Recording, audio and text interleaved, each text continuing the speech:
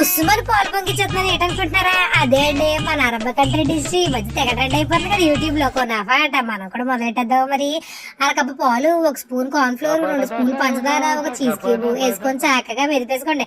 ఆ తర్వాత ఇది సేవయ్యేటండి ముస్లిం సేమియా పుల్లలట చీరకుమర వాడతారు కదా అయ్యి. వాటిలోని 1 స్పూన్ బటర్ వేసి శుభ్రంగా మొత్తం కలిపేసుకోండి.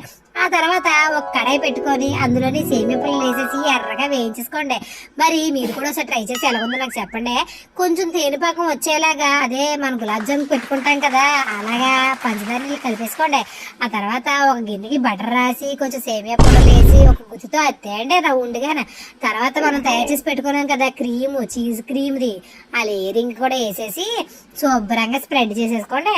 ఆ తర్వాత ఇంకొక గరిటతోటి చక్కగా మిగిలిపోయిన సేమియా పుల్లలన్నీ వేసుకొని రౌండ్ గా మెదిపేసుకొని దాని మీద పంచదార పాకం వేసుకొని టేస్ట్ చేస్తే ఉంది నా సామిరంగా. మీరు కూడా చేసి ఎలా చెప్పండి.